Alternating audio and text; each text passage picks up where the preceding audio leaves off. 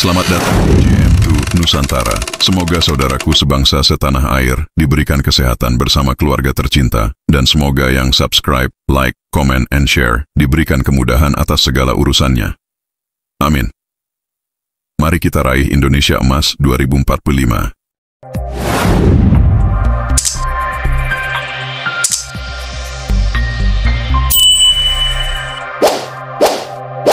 Di saat sedang sidang ahwa saat itu di Unila, ya, di gedung Unila saat itu, saya dipanggil Nusron Wahid.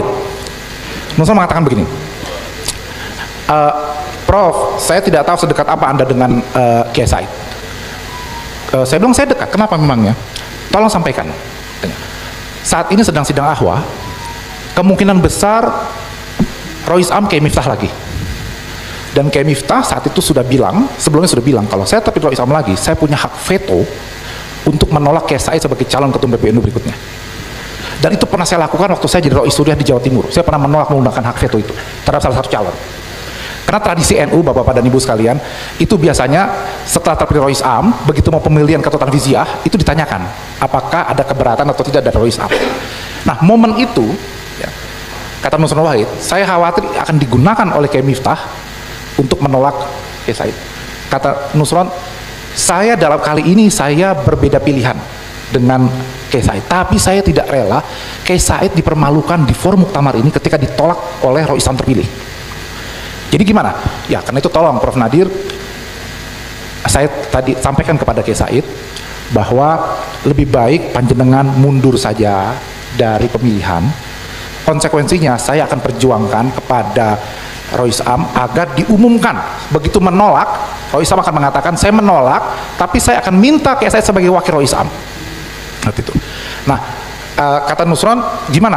Ya, saya bilang ya siapa yang mau yang ikhlas beliau dipermalukan di forum. Kata-kata Nusron, ya ilmu beliau sangat tinggi, kita respect dengan beliau, kontribusi beliau dalam 10 tahun. Kita jaga jangan sampai terjadi peristiwa itu malam-malam itu. Kemudian saya ke depan. Jadi duduk posisi saya di sini, Helmi Faisal, terus Kiai Said. Saya itu tidak tega, tidak berani ngomong. Saya langsung bisik ke Helmi Faisal, tolong bisik kepada Buya, saya bilang, lebih baik mundur saja, tidak usah maju. Saya bilang. Kenapa? Karena hitung-hitungannya ini bakal kalah, dan malah beliau akan dipermalukan nanti. Saya ceritakan. Helmi Faisal bisik kepada Kiai Said. Kemudian Helmi Faisal itu bilang, Kiai Said menggeleng dan mengatakan, ini bukan tentang saya. Saya kalah dan dipermalukan itu tidak mengapa. Ini ada sesuatu yang lebih besar, kita harus menjaga Nahdlatul Ulama. Pada titik itu saya merasa, wah ikhlas betul beliau. Dan saya jadi ingat, sebelum muktamar, beliau sempat mengatakan, saya sebagai ketua PBNU, kata beliau, mungkin pernah melakukan kesalahan. Tetapi saya tidak pernah berniat menghancurkan atau merusak NU. Nah, saya teringat kata-kata itu. Boleh sebagai pengurus PBNU melakukan kesalahan, tapi jangan pernah merusak NU. Nah, tapi terus saya naik ke panggung. Di panggung saya cerita sama Prof Nuh. Kata Prof Nuh, wah gimana ini ya? Kita deg-degan menunggu siapa yang terpilih sebagai Rois Am. Nah, terus saya lihat Yeni Wahid masuk ke ruangan. Yeni Wahid. Terus kata Prof Nuh, coba ngomong sama Yeni Wahid. Mungkin Ning Yeni bisa membujuk Kiai Said. Saya turun dari atas panggung, terus saya bicara sama Ning Yeni. Saya bilang, ini ada penting saya bicarakan. Kanan kiri orang masih mengkerubungi Ning Yeni gitu. Terus Ning Yeni bisik ke saya, Gus, kita ngomong bahasa Inggris saja. Gitu. Jadi biar yang lain nggak paham gitu. Jadi Ning Yeni merasa orang NU pada nggak paham itu bahasa Inggris. Gitu. Dan memang saya kalau sama beliau, kalau pembicaraan penting memang suka pakai bahasa Inggris gitu. Terus saya ngomong dalam bahasa Inggris, saya jelaskan. Terus gimana? Ya saya bilang, ya tolong sekarang dekati Kiai Said, lobby untuk mundur di titik terakhir itu. Tidak perlu pemilihan, sudahlah. Saya bilang. Terus karena kalau sebentar lagi terpilih Rois Amnya, Kiai Miftah akan terjadi hal yang tidak kita inginkan. Saya naik ke panggung, lagi duduk sambil menunggu. Ning Yeni saya lihat datang dan berjongkok di depan Kiai Said, melobi itu. Terus kemudian Ning Yeni balik ke kursinya di belakang di barisan kedua, terus ngasih kode ke saya bahwa gagal, nggak berhasil. Gitu. Terus kemudian saya bilang, wah ya sudah kita tunggu. Nah, karena saya pimpinan sidang, saya mendapat berita bahwa sudah terpilih Rois Am saat itu, meskipun belum diumumkan. yaitu kayak Miftah lagi. Saya semakin gemeteran, wah kejadian lagi nih, saya bilang berarti beneran bakal kejadian ini. Ini akan menjadi forum yang tidak baik bagi Kiai Said. Saya turun lagi ke bawah, menemui lagi nih ini. Saya katakan sudah ada berita kayak Miftah yang tapi Rois Am. Now it's all yours nih ini, saya bilang. Coba tolong dekati lagi Kiai Said. Sekali lagi minta beliau mundur dari pencalonan. Ya, betul-betul. Nah, ini pun mengatakan, iya kita harus selamatkan marwah Kiai Said saat itu. Maju lagi, gagal lagi. Terus kemudian ini sudah kasih kode lagi ke saya dari jauh. Terus Prof Nu bilang gini, yang megang palu Prof Nu saat itu, salah satu pimpinan sidang. Jadi gimana Gus? Saya bilang ya sudah, kita berdoa saja. Saya bilang, gitu. Datang Rois Am, rombongan Ahwa semua. Ternyata begitu perwakilan Ahwa bicara, tapi Rois Am dengan dua persyaratan yang yaitu harus mundur dari Ketua Umum MUI, dan yang kedua harus menerima siapapun yang akan dicalonkan. Saat itu saya langsung lega. NU tuh gitu, di detik terakhir kalau Allah turun tangan gitu ya, menggerakkan para kiai, tidak ada acara dipermalukan saat itu. Nah akhirnya kemudian setelah itu saya pulang ke hotel. Jadi saya tidak ikut proses pemilihan itu. Jadi kalau dilihat di berita acara itu ada 1-0, kolom tanda tangan yang kosong itu saya nggak tanda tangan. Karena saya udah pulang ke rumah, saya tidur hotel gitu. Karena saya bilang wah ini saya tidak kuat melihat pertarungannya seperti apa gitu. Tapi dari situ saya belajar bahwa ternyata Kiai Said itu ikhlas. Jadi beliau bukan ambisi. Beliau merasa bahwa ada yang harus beliau perjuangkan saat itu. Ya. Nah, apakah sekarang kita melihat itu atau tidak? Wallahu a'lam bishawab. Ya. Kemudian interaksi setelah beliau tidak lagi menjadi ketua umum PBNU. Beliau kontak saya bahwa cucunya mau ke Monash University.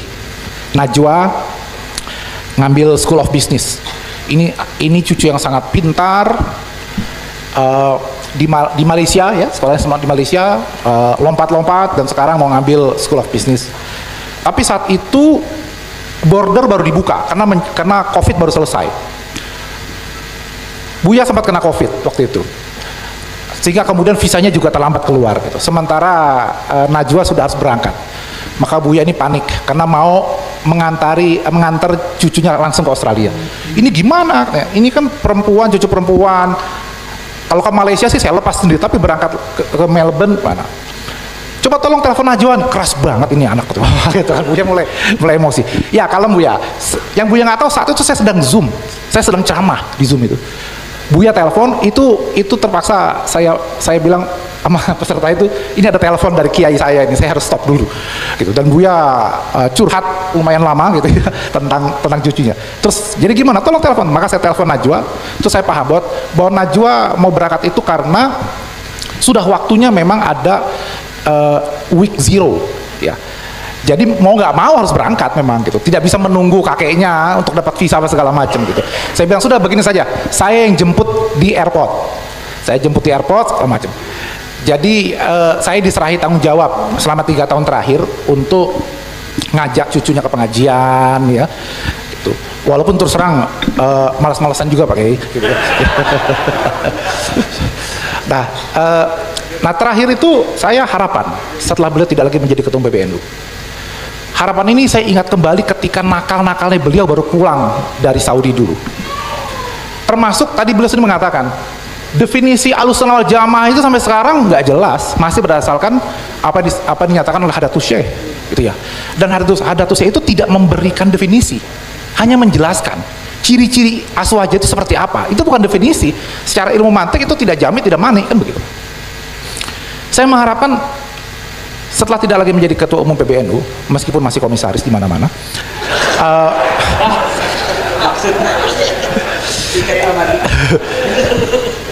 kalau gitu tiket plus honor kalau gitu. Saya berharap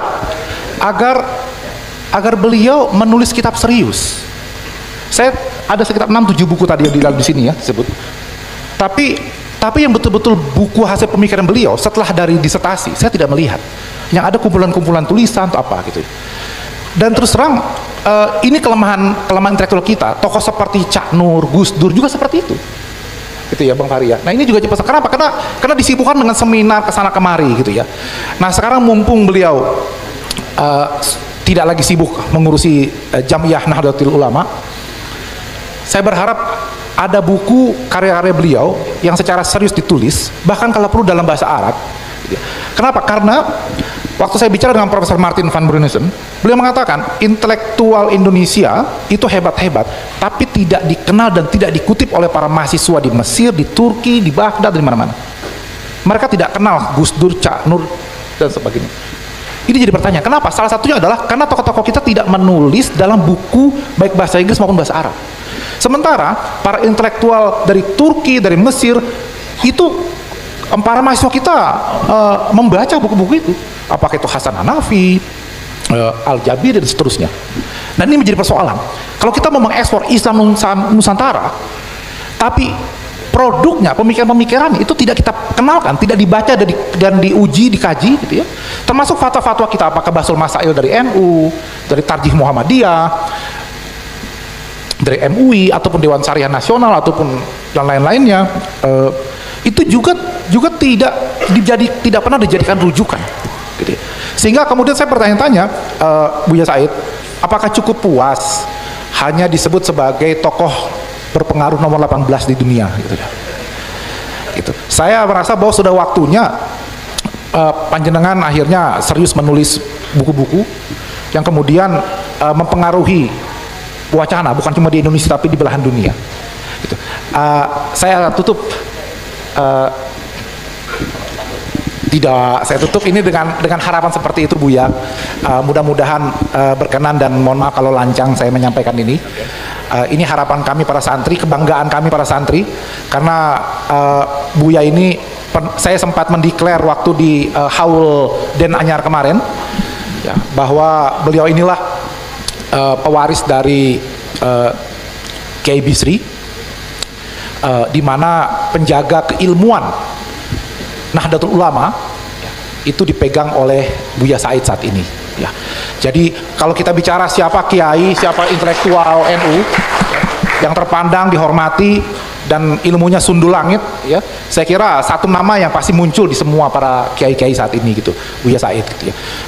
Dan dulu waktu saya pernah ngobrol dengan Gus Mus di Muktamar Jombang, kata Gus Mus, ini bolak-balik ya, harusnya Said Agil Sirot itu Rois Am. Loh kok malah nyalonnya ke Tanfiziyah gitu kan. Nah, itu kayak Hasyim Muzadi harusnya ya cuma di Tanfiziyah, bukan ke Rois Am. Ini bolak-balik begini, kata Gus Mus, gitu kan.